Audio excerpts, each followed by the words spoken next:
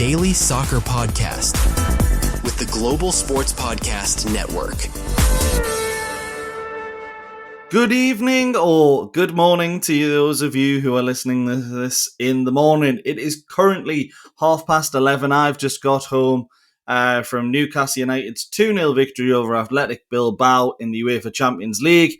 St James's Park was bouncing, my voice is killing, but we're going to review the game right now.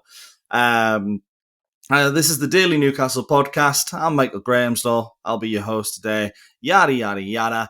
And, well, what a perfect way to bounce back from a pretty terrible defeat against West Ham at the weekend. So let's break it all down. There was heavy criticism of Eddie Howe. In particular, substitutions at the weekend. Some people liked them, some people didn't. But the performance in general wasn't good enough. And he made it clear he wanted a reaction. He got exactly that. 9 of the starting 11 kept their place. Two changes which I think were absolutely pivotal in today's win. And I will get to that just in a moment. But it was a clear message from the manager. Show me why you deserve the shirt. And although we started a little bit slow, Bilbao had probably the first chance of the game with a header at back post. I think it was Danny Vivian, but I might be wrong. Definitely one of the defenders getting a header on a goal straight to Nick Pope. Nothing really to worry about. And that was their only shot on target until the second half. And that was when, really after that header, it was a little bit of a warning sign. Newcastle really began to show that they meant business. 11 minutes in, Bruno wins a foul on the midway inside the Bilbao half, let's say. Trippier's lining it up. You can see on the video when you watch it back, I've just watched it there, and he looks a bit confused as if to say, what's going on? Clear bit of trickery there, you should say, because it was as rehearsed as it comes. You could sort of sense it was coming. Dan Burn, the leaning tower of Blythe right there, ghosting in at the back post, completely unmarked, thumping a header in off the upright, and it might be the best header I've seen since Robin van Persie way back when, because it was straight off the training ground and absolutely beautiful. But you also got to look at Joelinton and Malick Thiaw blocking off the markers to perfection. Burn timing his run, again, to perfection. And Trippier's delivery, something that we missed at the weekend, was inch perfect. It was a bit weird seeing something not hit the first man. But with that, Bilbao didn't collapse. They hit the post twice. Unai Gomez. Originally, I thought Nick Pope made a great save. It turns out it just hits the post. It's a low drive from a tight angle on the right-hand side. And then I think it's Adama Boiro, I believe is how you pronounce it. He rattled the post with a very stinging volley. It was an excellent strike. And when you consider Bilbao were missing arguably their three best attacking players in the two Williams brothers and Sansei, they didn't look terrible going forward, but you'd argue until the 80th minute, they didn't really look like scoring. They hit the post twice, but I think the Unai Gomez one is one where Nick Pope has it covered, and then Boiro, it's just a brilliant strike. Comes from nowhere, really, but they didn't really look like doing too much from there. Newcastle weathered any storm, stayed disciplined, and came out sharper after the break. I'd say the only real negative from the first half comes from Anthony Gordon. He looked a bit off all half. Wasn't quite making the runs you'd expect him to make, and then about 35 minutes in, something like that, goes down holding his groin. Hopefully that's not something that's going to keep him out of the weekend, but if it is something that's been bothering him for a little while, he's got his excuse there for why performances haven't quite been great. And I guess if he misses Brentford, it means he probably doesn't go away with England either. Gives him a nice rest. So maybe there's some positives there. But the person that will be replacing him at the weekend, if he isn't fit, Harvey Barnes. He was absolutely excellent, I think. And 4 minutes into the second half, he twists and turns. Ball comes to him. Ball's played down the right-hand side to Murphy. Excellently cuts it across the outside of the box. When everyone's expecting an early cross into Voltemada, it finds Barnes. He takes a shot, tries to curl a shot into the corner. It's blocked. It comes back to him. beats his man, puts a cross in, dinks a lovely ball across goal, it does have to be said, and Joelinton was there unmarked, and it was a controlled header by Joelinton, which is something we don't see too often, because how many times has he misjudged the ball and sent it into Rose Ed? Not this time. Perfectly placed, buried into the corner, past Unai Simon, 2-0 in St. James's Park, exploded. And from there, it was just all about control. Pope denied, Nico Serrano laid on. He had 2 or 3 efforts and looked really good when he came on. You can see Bilbao have got some impact substitutes there for when the 2 Williams brothers are unavailable. And not really the best when they were starting. But Serrano was particularly good, I thought, when he came on. But Newcastle's defence stayed rock solid, and we claimed a 3rd straight European win for the first time since 2007. Long time coming. But let's go through some player ratings as well, because I think this was a night in particular where plenty of players stood up to be counted, and it's plenty of players that maybe you wouldn't have expected. So I'm going to start with Nick Pope. I am going to give him an 8. It's a Champions League clean sheet after all. He didn't have loads to do, but when he was called upon, he was sharp, made some good saves, wanted to deny Serrano. And to be honest, it took about 85 minutes for him to boot one straight out of play, which says a lot when we're timing it. We know it's going to happen, but it's just one of those. 2-0 up. I could smile about it this time. 8 out of 10. Decent performance. Give the same rating to Kieran Trippier. Another assist, another masterclass in leadership. Really, you could see at the back his organisation skills and his communication is fantastic. And you can see his body language. As soon as he does the slightest thing that isn't perfect, he's like kicking the boards and he's really annoyed with himself. But he turns that into an improvement in a professional way, which is fantastic. His free kick delivery for Burns opener, brilliant. And his organisation at the back sets the tone. If anyone was wondering what was missing against West Ham, it's that guy. Nothing against Emil Kraft. Obviously, he's been fantastic since Eddie Howe's come in. But you can really tell the difference when you don't have a ball player in the full-back or wing-back positions, whichever way you want to call it for us. Then it's my man of the match. I've probably been a bit harsh not to give it to a certain someone, but Malick Thiaw I've given 9. Outstanding. Won every ball, calm on the ball when he has it, made Champions League nights look easy. The 35 million price tag that looks like daylight robbery. And when you consider we maybe could have had him for 10 million cheaper, I don't know who Milan's sporting director is, but you probably want to sack him. Say that. It'll 100% be a legend of AC Milan who knows more about, who's forgotten more about football than I've ever known. But he got Malick Thiaw wrong, and thankfully, he's here at Newcastle. But he's got all the defensive qualities of Sven Botman and the on-the-ball capabilities of Fabian Schär, and he's very quickly becoming my favourite player at the club right now. So I've given him a 9, maybe a little bias, but he's absolutely fantastic, isn't he? Sven Botman, maybe actually being a little harsh, but I've given him a 7.5, much improved from the weekend. He still read the game well, passed it with confidence, lost the ball a few times. I remember a couple of moments, particularly in the second half, where he would look to pass forward and it would just go straight into the Bilbao midfielders and cause quite a few turnovers. There was a few bits like that tonight, not great. But settled much more than he was against West Ham. Decent performance, well in Sven. And then another man that could have been the man of the match, Dan Burn.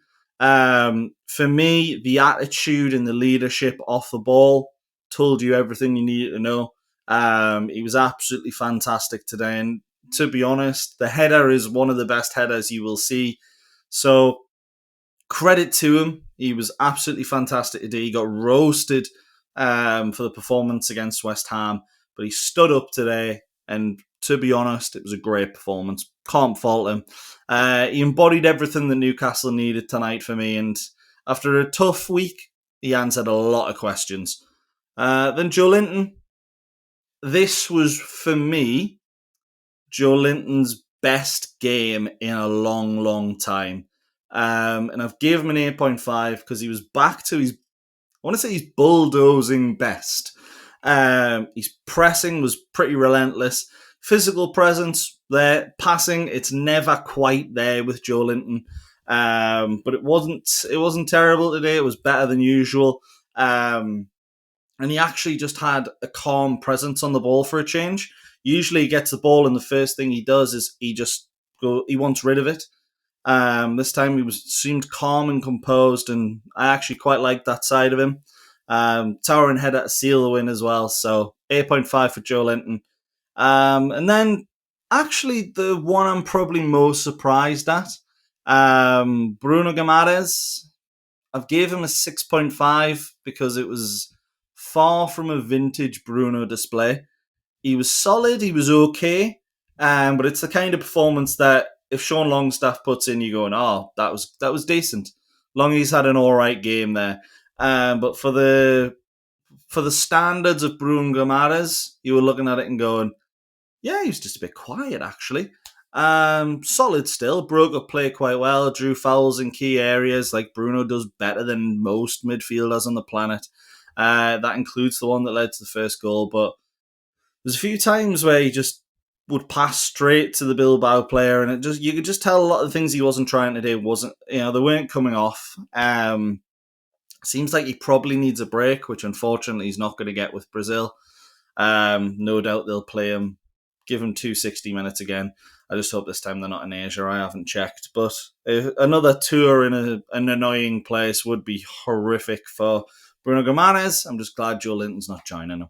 Then Sandro Tonali, another one that's going to be away on international duty, but he got an 8 for me. Cool, composed, effective, controlled the tempo, and linked play superbly. When Sandro's on point, Newcastle United win.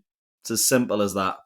Anthony Gordon, I actually don't think I've ever seen Gordon and Barnes play together, and I'm going to give them ratings that are so different.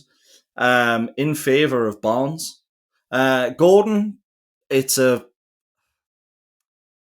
4.5 from me, actually.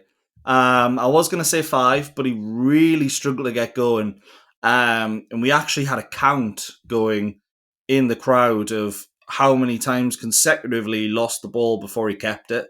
And it was 4 or 5 times where the first touch would just lead to one of the Bilbao players getting it, and you're thinking, it's just not working for him. Every touch, it just seemed to bounce off. When he would control it and try and come inside, the second Bilbao player was there just to sweep the ball away and get it away from him. To be honest, it was a stinking first 20 minutes from him. He started to get going, and then it looked like he picked up a bit of a knock and then couldn't continue. Hopefully it's nothing too serious, because we do know what Anthony Gordon is capable of.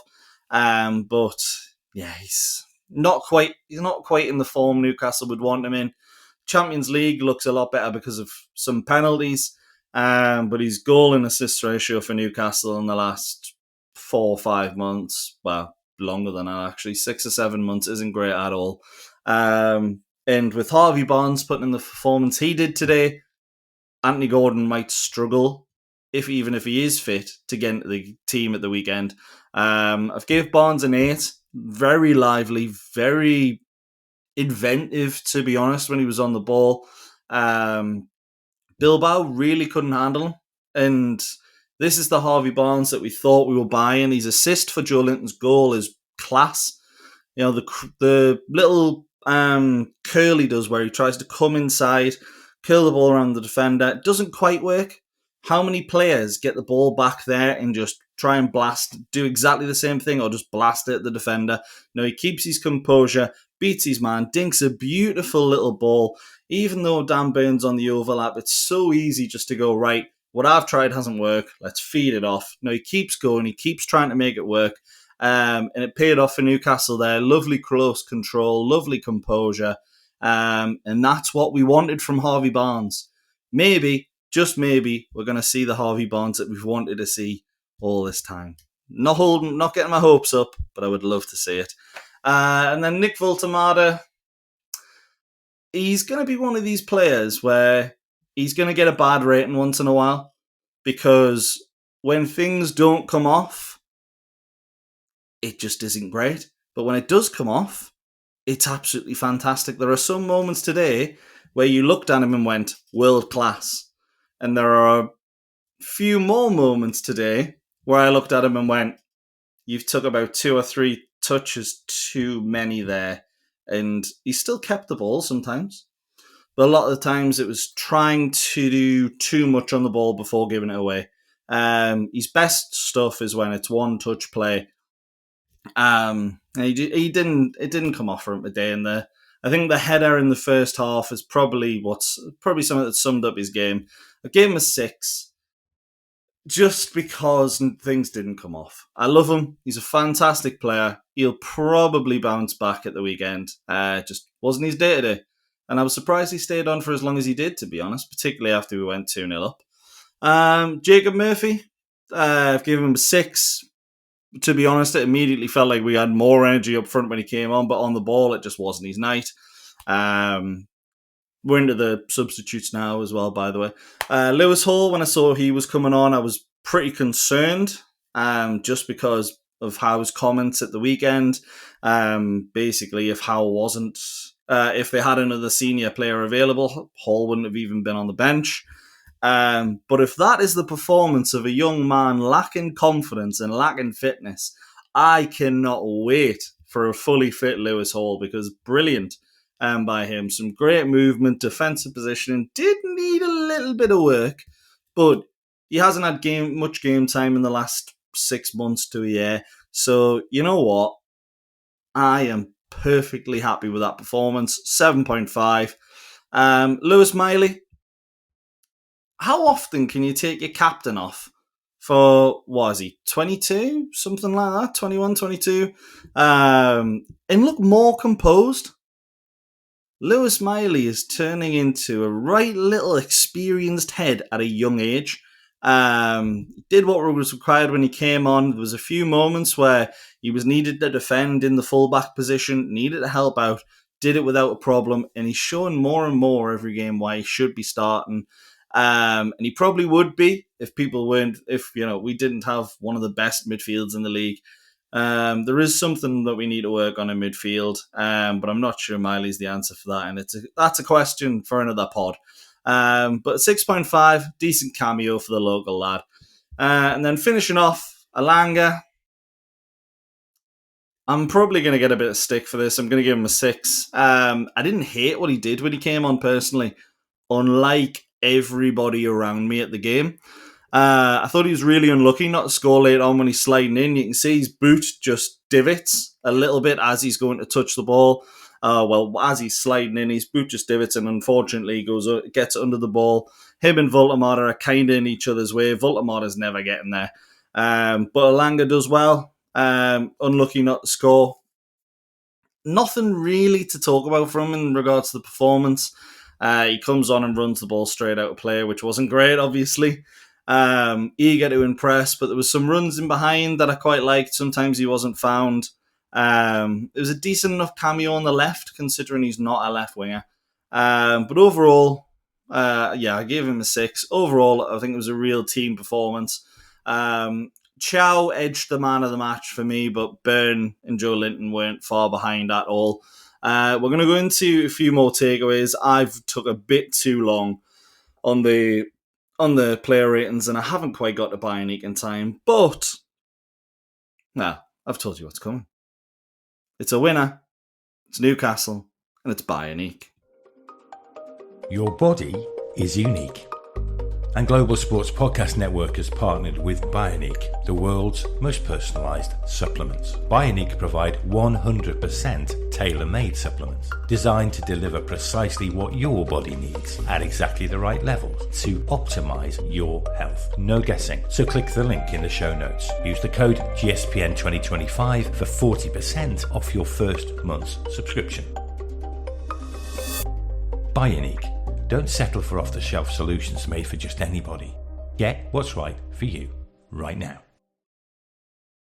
Cracking stuff. So, going to go into 5 takeaways I had personally from the game. I'm not going to go into too much detail because we've got 2 of the team doing that.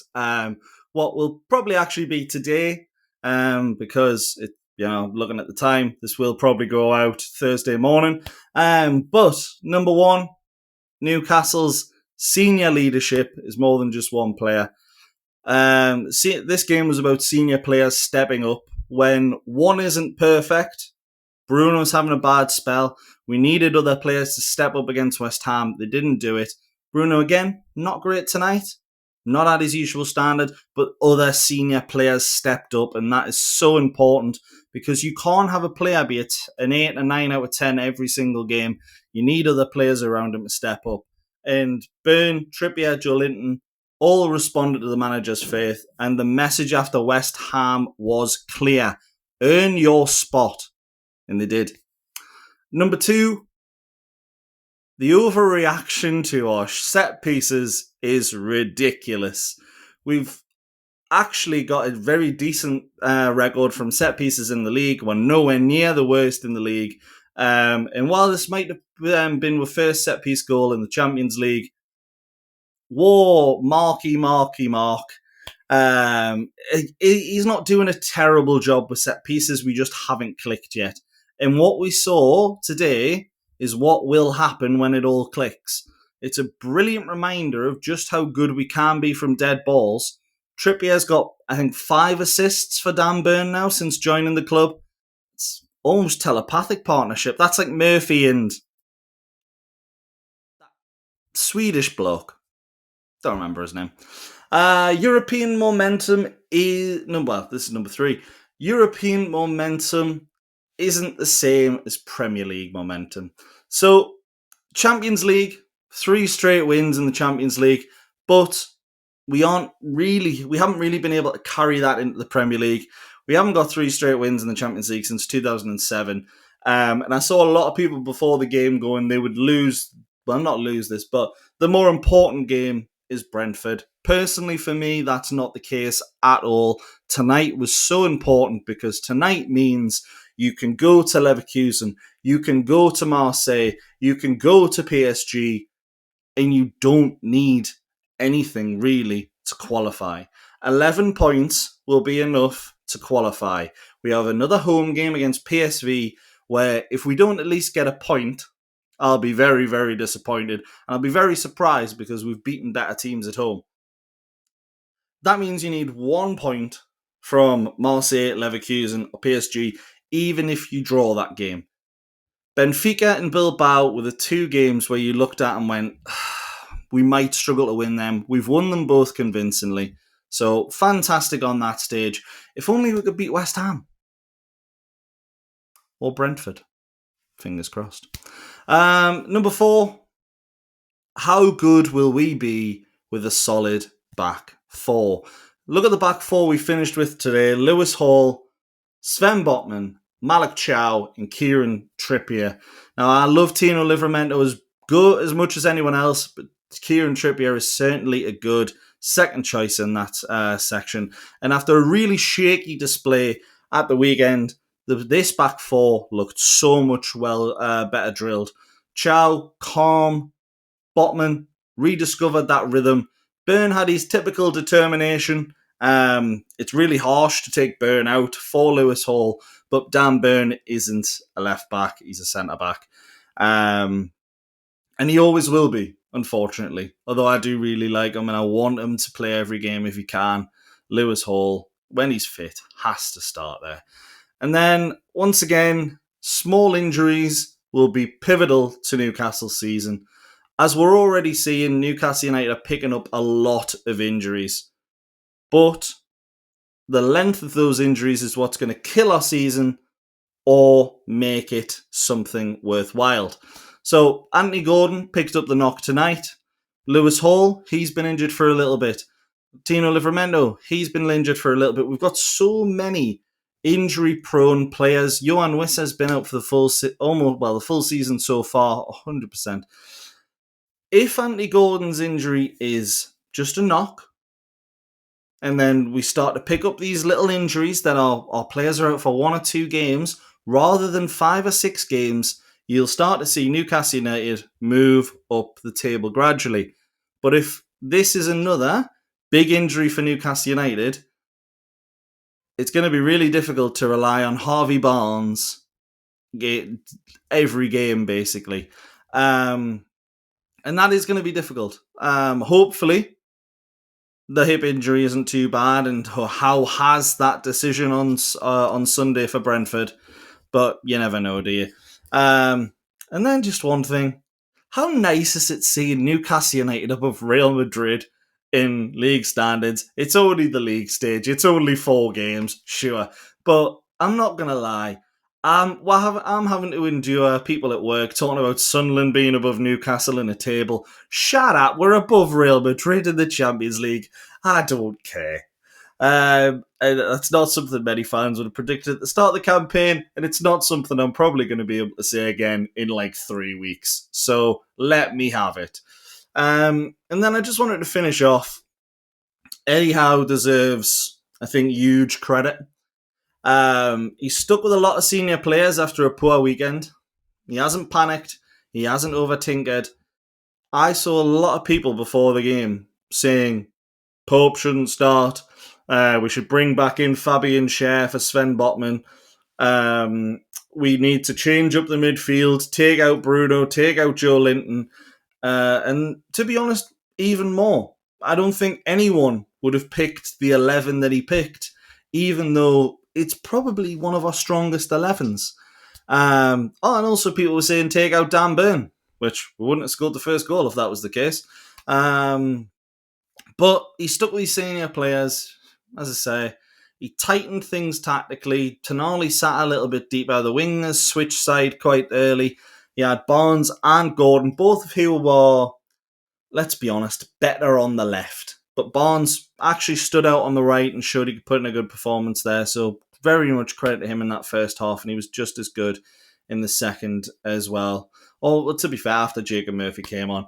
And more importantly, you could see the players still believe, but it also kind of builds on the theory that it's not a confidence issue, it's a why should we care about West Ham? We've got Bilbao in midweek.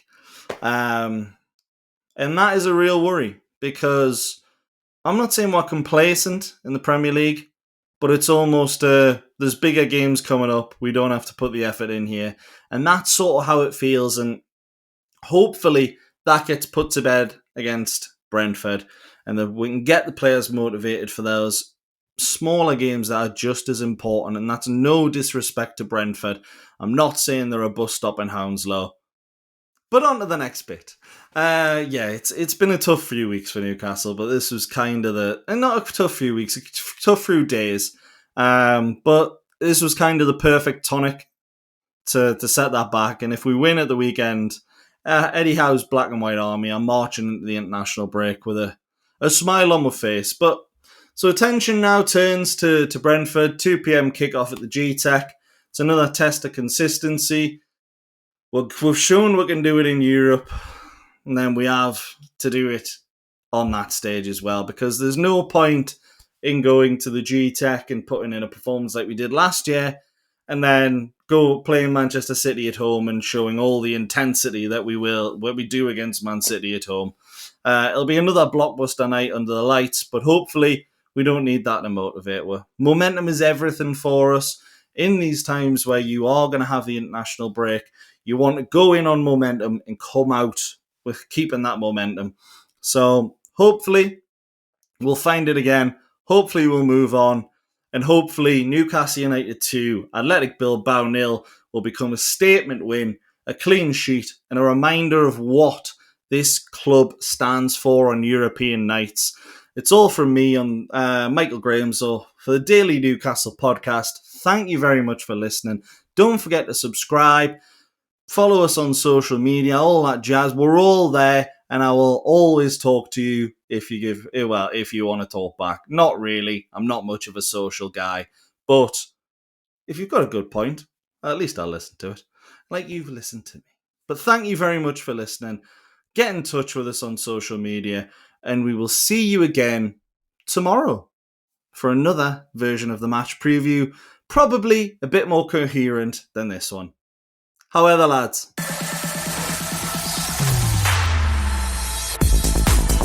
your daily soccer podcast with the Global Sports Podcast Network.